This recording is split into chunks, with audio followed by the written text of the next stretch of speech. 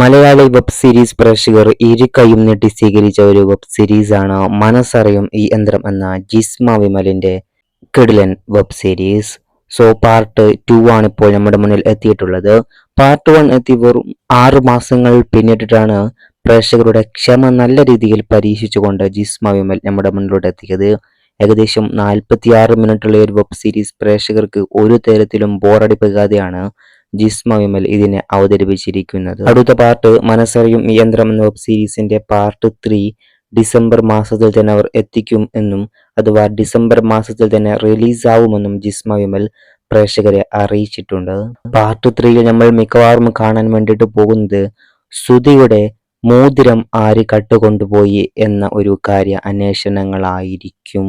So എനിക്ക് തോന്നുന്ന ഒരു കാര്യം, ഈ ഒരു വെബ് സീരീസ് കണ്ടവർക്ക് മനസ്സിലായ ഒരു കാര്യം, ശ്രുതിയുടെ മോതിരം കാണാതെ പോയത് അവർ എല്ലാവരും തന്നെ ശ്രുതിയെ തോൾ ഇരുത്തിക്കൊണ്ട് ആഘോഷത്തോടു കൂടിക്കൊണ്ട് ആ ഒരു വഴിയിലൂടെ നടത്തിക്കൊണ്ടു പോകുന്ന സമയത്താണ്.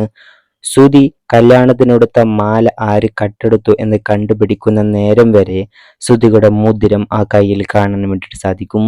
എന്നാൽ അവർ എല്ലാവരും തന്നെ ശ്രുതിയെ പൊക്കിയെടുത്തുകൊണ്ട് ബാൻഡ് മേളത്തോടു കൂടി ആ വഴിയിലൂടെ നടത്തിക്കൊണ്ടു പോകുമ്പോഴാണ് ശ്രുതിയുടെ മോതിരം നഷ്ടപ്പെടുന്നത്. അതുകൊണ്ട് തന്നെ ആ ഒരു ഫ്ലാറ്റിൽ ഇവരുടെ റൂമിൽ താമസിക്കുന്ന ആരെങ്കിലുമൊക്കെ അടിച്ചു മാറ്റിയതായിരിക്കും മിക്കവാറും ഈ ഒരു മോതിരം. അതോടുകൂടിയിട്ട് ശ്രുതിക്ക് മനസ്സ് വായിക്കാനുള്ള കഴിവ് ഉണ്ട്.